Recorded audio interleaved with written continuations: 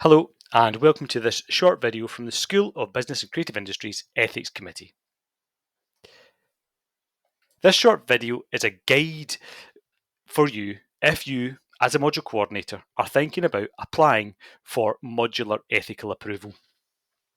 Modular ethical approval is a process whereby which you, the module coordinator, make an application to the School Ethics Committee through ERM for your module to be approved for students to conduct a range of predefined research activities.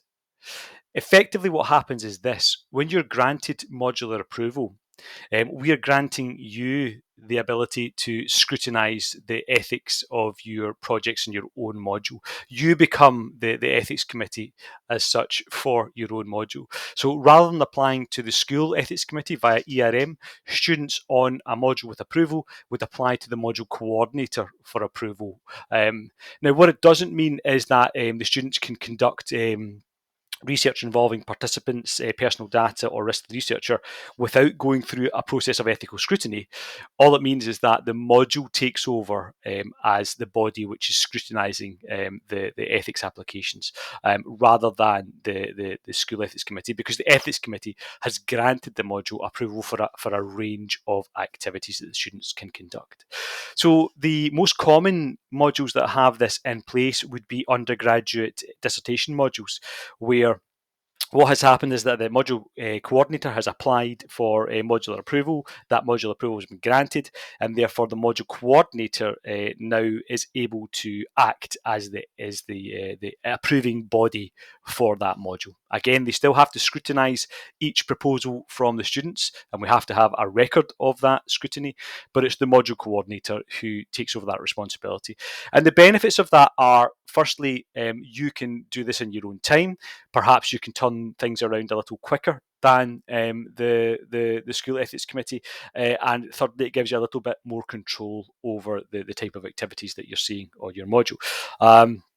It's also beneficial for the School Ethics Committee because the majority of undergraduate projects are low risk, and therefore they are approved when they come before the committee. So less applications would come through the committee. So it's a benefit to the committee too. But of course, there are some limitations, and that when you are granted modular approval, you are taking on responsibility for ethics approval for your module. So therefore, you as the module coordinator must ensure that ethics review takes place. So all research involving participants' personal data or risk to the researcher must be scrutinised, and so therefore you're taking on the responsibility, and you are also becoming the responsible agent for the issuing of approval. So pros and cons there, but it's really up to you to decide whether this is for you or not. But if it is for you, I'm going to guide you through some of the things you might want to think about when making your application. So, firstly, as a committee, we are only going to grant approval for projects or for modules that involve projects that are low risk. So there's low risk to participants, there's low risk to personal data, and there is low risk to the researcher. So these would be class 1 or 2 categories as defined by the UEC guidelines for ethical practice. And I'll show these categories in a wee second. Now, the majority of applications that would go through our school in any case, be it staff, be it students, be it doctoral students, tend to be class 2. So the majority of what we do in any case is low risk. However, we will only grant modular approval for class 1 and class 2 projects. So therefore, if you have modular approval and a student demonstrates any higher risk categories that would take them into 3A or 3B, then students must make an application to the School Ethics Committee even if modular approval is in place. And I think that's important to note. So if at any time there is a notion of high risk in what your students are intending to do, then they should still make an application through to the School Ethics Committee. And if you are given modular approval, it would be incumbent on you to assess whether or not the student's work is going to go into the higher risk categories. But again, this is very rare, and in fact, I'll demonstrate this now. So class 1 projects tend to be projects where there are no human or animal participants, there is no risk to the researcher, and there's no collection of personal data. And if students are carrying out projects like that, then there is not really any need for us to give them deep ethical scrutiny. you should still have a look over. You should still make sure that the student is working in a fair and transparent way, but there's no real need for them to make a full ethics application. They would be filtered out of ERM if they applied through the school ethics committee for a class 1 project. So you would just mirror that in your own module. The vast majority of projects across the school, staff and student, would be Class 2 projects. And Class 2 projects are projects that have human participants, animal participants, risk to the researcher, or personal data. But what they don't have is an indication of any high risk to any of those parties. So no high risk to the researcher in conducting the research, no risk to the data, so such as deeply sensitive topics or problematic topics, and no risk to the participant.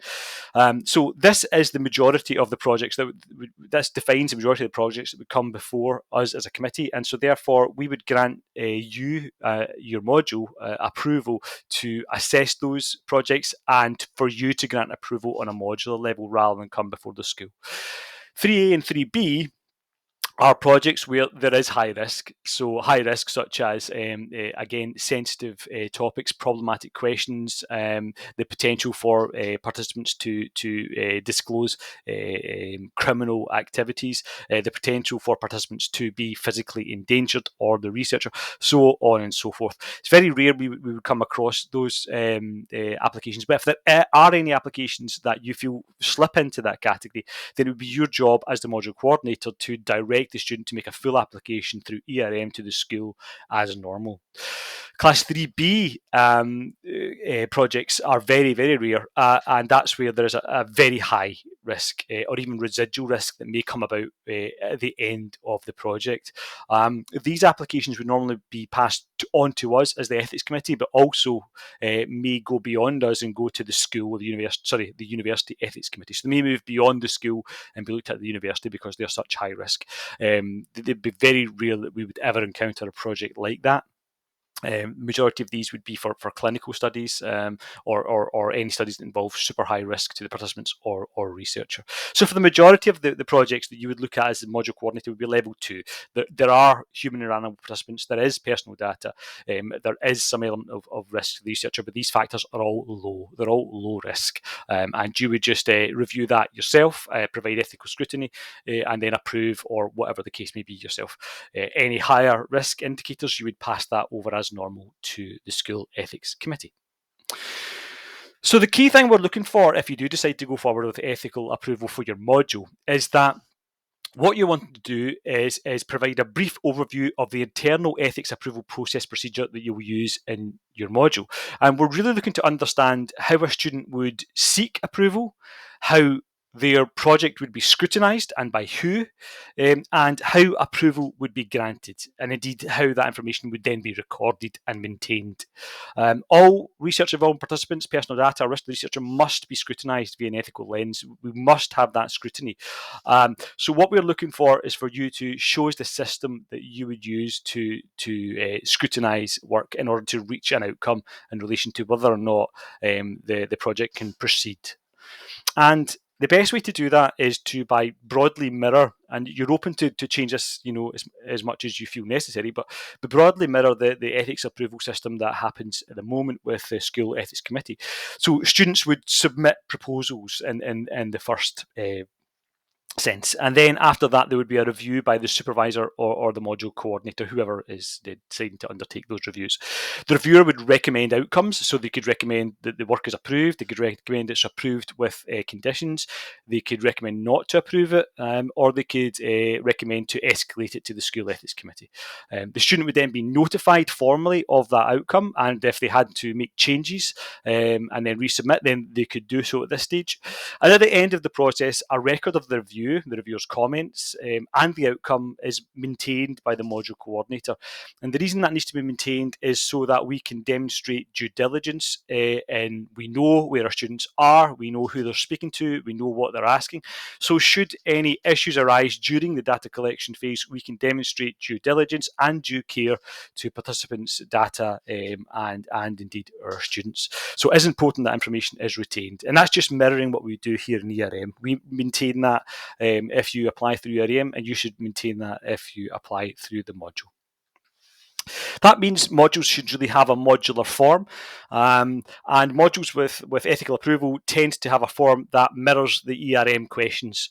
Now, often coordinators will simplify the form slightly, taking out parts that are not necessary, but for the most part, it should mirror the ERM questions to make sure you're providing ethical scrutiny.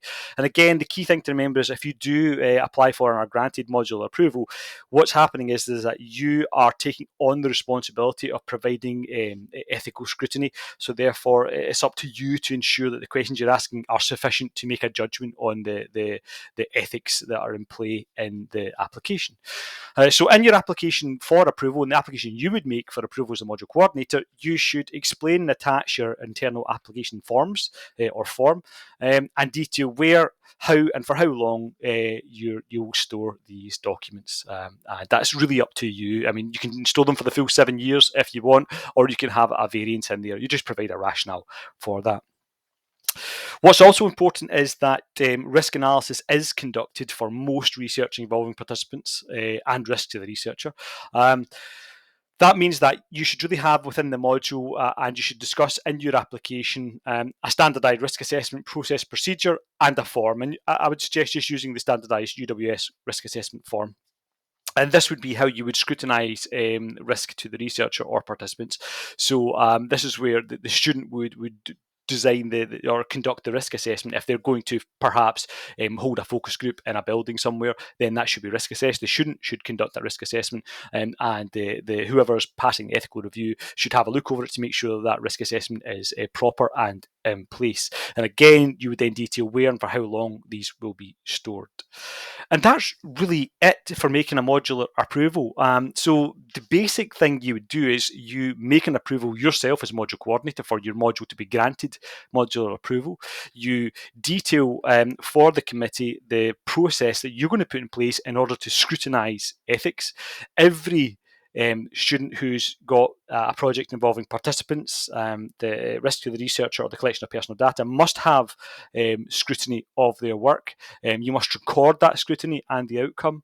But this offers a much more flexible route for you to take if you wish to go down that route. I'm open to discussing this, or any member of the School Ethics Committee is open to discussing this in detail if you wish. Just contact bciethics@uws.ac.uk and we can discuss this in detail, each case indeed. That's all I wanted to say just now. So yeah, have a think about modular approval. Is it for you? And do contact the Ethics Committee if you want to discuss this issue further. Thank you.